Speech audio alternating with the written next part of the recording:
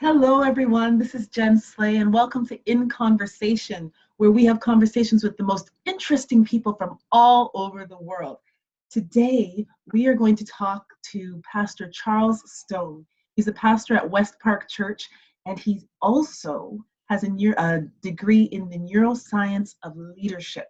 And we're going to learn more about that because one of the things that we talk about a lot in the Jen Slay world is about the brain and the mind. And I've always enjoyed Pastor Charles' sermons because he always brings in the inner workings of the mind, and it's just fascinated me. So welcome, Pastor Charles. Thank you so much for being here with us today. Great to be with you, Jim. Awesome. So I was kind of going through your website a little bit, and one of the things that I noticed right away was your emphasis on the attitude of gratitude. Mm-hmm. Can you talk about that a little bit, about why it's so important for us all to have that, but especially leaders? Yeah. Oh, great question. I'm kind of a geek, so I read research studies and those kind of things. And what they're finding out more and more is that there is a real body and brain benefit to being grateful. Mm-hmm. You know, the way our brains are actually wired is we tend to go negative so quickly. I heard one author say that where positivity is like Teflon and negativity is like Velcro. It just sticks with us. Yeah. So, you know, our minds are constantly thinking of those. It's kind of like our default mode. We start thinking negative. And gratitude, they found, is one of the most effective ways to help us reorient that negativity, what they call negativity bias, toward being much more positive. And when we are, that reduces the activation of chemicals in our body like cortisol, stress hormone that can really damage our body. So it's a scientifically proven way to benefit your body, and of course relationships too. And you want to be around negative people. You want to be around more positive people. So gratitude is just a huge, huge thing. I'm writing a book right now on mindfulness, and one of the parts I'm mentioning in the book is the power of, as we practice being just quiet and still, being grateful about even simple things like, you know, our body, our fingers, the way we can move our hands, just these things that we take for granted sometimes. Definitely. So gratefulness is so huge, just really, really important. Yes. And so on the main page of the website, it talks about gratefulness with leaders and why it's so important for leaders to have that. Can you talk about that a little bit? Yeah. There's a term, it's kind of a fancy term, but it makes sense when you think about it. It's called emotional contagion. You know, when you have a cold in the winter, you're supposed to like cover your mouth when you sneeze and not wash your hands because colds are contagious. Well, emotions are contagious too. Mm-hmm. And we just kind of notice intuitively. You know, if you go into a restaurant and the host that greets you is positive and upbeat, what does it make you feel like? Positive and upbeat. It's true. Then if you go sit down, let's say the wait staff, I mean, they're Grumpelstiltskin. They are so grumpy. It makes you feel that way. And as leaders, because a leader by the very nature of leadership is that we influence others, when we bring bad attitudes and ungrateful hearts to, let's say, a team meeting, guess what's going to happen? They're going to catch the very same thing that you're bringing. However, if you bring, not that you're denying the reality of problems and challenges in life and business and so on, you got those challenges. That's just the nature of living. But if you bring a more positive, grateful attitude and spirit, those very ones in your leadership circle, they're going to catch that as well. And so it's just contagious. Emotions and gratitude is contagious. Yes, it's very true. It's very true. I know that sometimes when you have to call, for example, Bell Canada or some other service, and the person that answers the phone is just short with you, automatically just want to. You want to kind of like take yes, oh yes, and the opposite occurs too. Yeah. When you get someone who says, Miss Lay, we really want to help you. I'm so sorry you had a problem here. We're going to get an answer for you. That makes you like, okay, these people are for me. They're not against me. So yeah, I've been there too. Yes, totally agree with you. Totally agree with you. So one of the things that I really value, I mentioned this earlier, about your sermons is that you bring in the brain and the inner workings of it. And one of the things that I often do when I'm talking with my clients in my private practice is just talking about how the brain works and the subconscious mind, because it really drives our consciousness. Can you talk a little bit about how the brain works? And I know that's a big question, but specifically in why it's so difficult to maybe break habits because of the way our brain works? Mm-hmm, mm-hmm. Well, there's a guy named Evian Gordon who kind of was the one that coined this phrase that there's an organizing principle of the brain and our thinking. And again, it's kind of intuitive. It's avoid pain, avoid threat, and seek reward, seek pleasure. I'm not talking about someone just, they want to eat chocolate cake 24 hours a day, but this is how our brain's organized. We don't want to go where we're going to feel threatened or in danger. Mm-hmm. We want to go to places where we feel safe and secure and welcome. And that's this kind of threat reward, avoid threats, seek reward. So that's kind of an overarching organizational principle. And I found that when we understand that that's kind of how our brain is wired, just that very understanding helps us realize our biases when we're in a relationship with somebody else or when we have a leadership task before us, that because our brain is organized around avoiding danger and threat and uncertainty. Let's say in a leadership context, a leader's planning a big initiative somewhere, to get into a new market, say, or let's say a pastor wants to start a new ministry. Part of the way the brain is organized is that when we are uncertain about the future, it engages the fight centers of our brains. Mm-hmm. And there's a little kind of almond-shaped collection of brain cells called neurons called the amygdala. And the amygdala is something that God's given us that we need, because if we were driving down the road and a car pulls in front of us, we don't want to think about and deliberate, am I going to stomp on the brakes? That amygdala immediately senses, without our conscious recognition of that, stomp on the brakes. So the amygdala is not a bad guy, but oftentimes it gets so sensitized toward avoiding a potential threat that we end up making safe choices that really aren't best for us. Instead of stepping into the risking something, maybe it's a risk in a business adventure or a pastor starting a new ministry or even a relationship. Mm-hmm. By realizing our makeup of our brain, it helps us step back and say, okay, is this just my brain messing with me?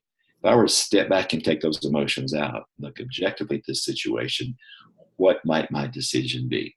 And it might be different from simply following what our feelings are at the moment. So that's kind of how the brain is organized in general. Now, there are other parts of our brain. It's just the brain is just so amazingly complicated and fascinating. It's one of God's greatest creations. It would take, no one can plumb the depths. But basically, I see the brain as like a house with rooms and building materials, let's just say bricks, and then systems. The brain is the house, the whole thing. The rooms are like basic, what they call lobes, sections of the brain. Like the front is called the prefrontal cortex, and the little side areas are called temporal lobes, where hearing and speech rely in memory. So you got the house is the brain, rooms are lobes. The building materials are like the bricks in that house. And of course, I'm being very simplified here. Those would be like neurons. There are neurons, the basic building block in the brain, the cell. There are other cells too. And then the systems. In a house, you got an electrical system, you've got a plumbing system, you've got AC system. So there are these networks in your brain, like those systems, where all across they're connecting, talking to each other. And then at a real tight level, the little blocks, the building blocks, the neurons, the brain cells, the way they talk to each other are through little chemical messengers. That is, that there's a cell here and a cell here, and they have these little tentacles. The way they talk to each other is they send across these little gaps between the cells chemical messengers called neurotransmitters. And one common one, mental health is a really big challenge facing our world today. Mm-hmm. And mental health, when the brain's not working right, is those chemical messengers from neuron to neuron. There are too many of them, or not enough of them, or they don't stay there where they need to stay. Mhm. So that's a new burgeoning challenge we have. But the more we learn about the brain and learn how these chemical messengers may be not quite in sync, the better physicians and psychiatrists can help people medically. So that's just kind of a real simple look. And I guess one more thing I'd say, at the very front of your brain, that's the thinking center. You might see that as a CEO. This is the part of the brain that just runs the whole thing. Mhm. Deeper inside is our, some cases say the network. That's the fight flight center. So you got thinking here and emotion a little deeper. So that's just kind of in a nutshell how the brain's organized. Well, and I love the way you talk about the brain because you make it understandable to those of us who aren't necessarily, as you put it, geeks, Yes. understand the inner workings of the brain. When I read your book, Brain Savvy Leaders, you can see I have a whole bunch of notes in here Cool. Yeah. because it's just, to me, it's fascinating to understand how it works, and it really helps me with regards to my private practice because I can help people understand why they keep repeating Yeah. certain behaviors over and over again, and they're like, I know what the result is going to be, I just can't change it. Right? Mm-hmm. And so it just really helps me to be able to help them to understand. Yeah.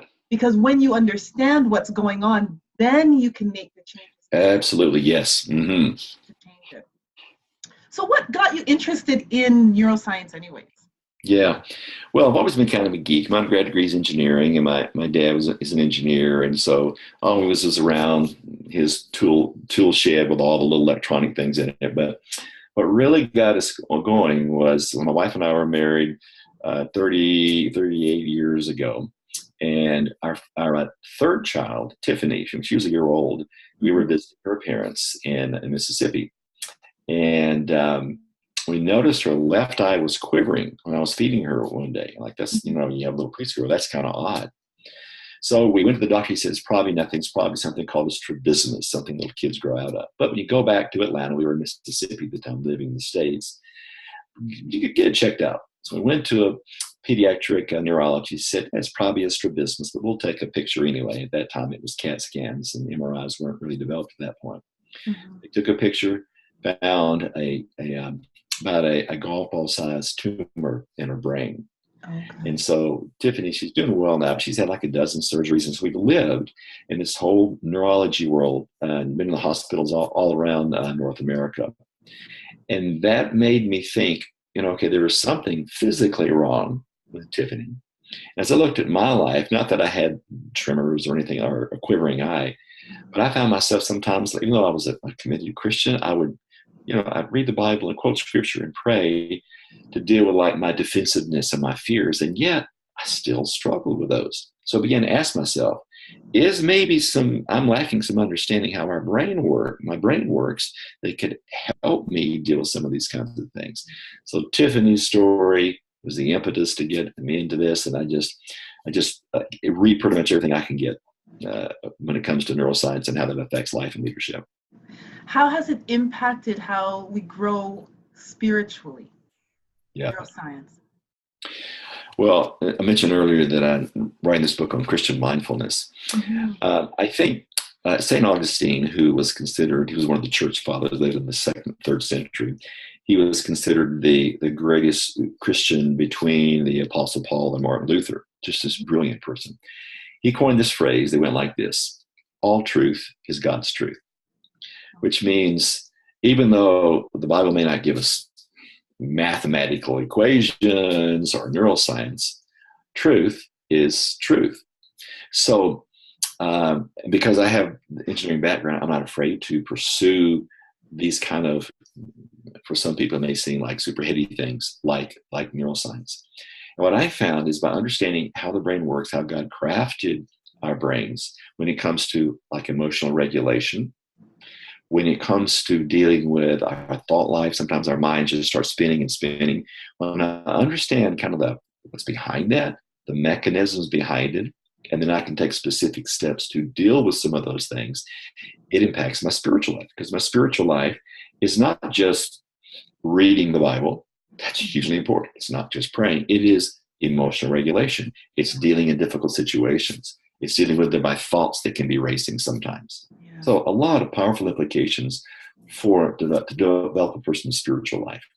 Yeah. I find our spirituality, you know, as we grow up, I know as a teenager for myself, anyways, you think that just reading the Bible and saying your prayers before you eat and before you go to bed is enough. But then as you grow older and you experience life and some of the hardships that come, but even some of the great things that come, you realize just how involved God is in every single Yeah. area of your life. Yes. And That's so exactly right. yeah, and so understanding how he's made our brains, like to me, it's fascinating. Like there is no way that God did not have a plan when he created our brain because it's just, like I Mm-hmm. said, fascinating. Just Mm-hmm. when you Oh, me too. understand how it Yeah, works, it's like only God could have done that. that's right. That's exactly right. So this program in conversation is specifically geared to people who want to be able to help themselves, um, to be able to work through some situations that they might have had are having some issues with. And I really like having guests on that are able to, that they can connect with. And Mm-hmm. so, like I said before, I love your sermons because I always walk away with something that I can, something practical that I Mm-hmm. can Mm-hmm. put into my life. What are some practical tips that you would have for viewers? One of the things we're talking about is transforming our lives. And I know that sounds Mm-hmm. big, but just little, even little things, but just some practical tips to help. Yeah. Well, I think it was Socrates or one of those guys said, "Know thyself." Mm, And the more we kind of know our patterns and our default modes when we're under stress, that is so crucial. So, one thing I would recommend to your viewers is for the viewer to ask a friend or a family member that really loves them, that really cares about them, is not going to blow them away. To ask them, say, we all have blind spots. Let's say I'm asking you, Jennifer, I've got blind spots, and you don't know what you don't know. So I'm trying to improve how I relate to others. mhm. As you have observed me as we've interacted, have you seen anything that I might not be aware of? So that's kind of putting yourself out there. But if Right. you have someone that cares about you, they're going to say graciously and gently. So I think that's one practical way. Secondly, there's something I do. When I was maybe it's 20 years ago, my doctor was concerned that my bones did not have enough calcium. Mm, So the way they determine that is they do a bone scan. It's a painless thing. They do put some radioactive material in your vein, but it's not that big of a deal. You lay on a bed, and the scan starts at your feet and just like zzz, all the way through. And in about 40 minutes, you're done. mhm. And they have a picture of your skeleton. They can see, of course, my bones were fine. But there's a little practice that I do. It's called a body scan. This is part of a Christian mindfulness practice I do in my devotional time. Mhm. And I imagine like a scan going through my body from the bottom of my feet. I'll start at my left foot, and I'll just slowly imagine it going through, and I will pause at various places. And what this does, a couple of things. First of all, it makes me aware of where I hold my attention. I hold my attention to my shoulders. And I'll sometimes, even on Sunday mornings when I speak, I'll find my shoulders are like this until I do that. Then, okay, just relax a little bit. So we Mhm. all hold our attention in different ways. So that's a little practical way to kind of just go through your whole body. So secondly, in that body scan, we talked about gratefulness. If you do that body scan, stopping at various places and thanking God for parts of your body, like your knee. If you just think about your knee, it's amazing how it articulates and the ligaments and sinews and all that in there. So it's a practical way not only to help you recognize where you're holding your attention, but it's also a way to practice gratefulness, which has a lot of brain and body benefits. That's just a little practical thing you can do anywhere. It's not a weird thing. You can do it in 2 minutes. You can do it in 10 minutes. But I found it to be really helpful for me. Oh, awesome. Thank you so much. So where can people come to see you speak and to hear about your new book that's coming out? Can you give us, and then I'll make sure to post it as well when we air. Great. Sure. Yep. I'm lead pastor at West Park Church in Hyde Park, London. And I love for you folks that are local, come by. We're very practical, very real people, very caring church. And my book that's coming out by Moody Publications, printed by Moody Publications, is in January. It's called Holy Noticing. Holy Noticing. The Bible, your brain, and the space between moments.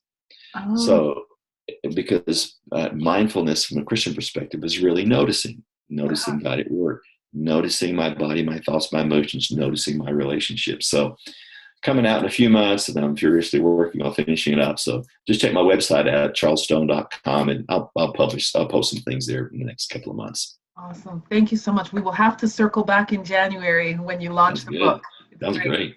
In the meantime, if you want to read a book by Pastor Charles Stone, Brain Savvy Leaders is an amazing book. As you can see, I have made 101 notes in it, but it's very, very practical, very easy to read. And so very appreciative that you took the time to write that, Pastor Charles. Oh, great to be with you. Thank you so much for being here with me today. Really appreciate it. I know that some of this information is going to be of help to somebody. Super. And again, I'm very grateful for you. Thanks a bunch. It's great being with you. Thank you.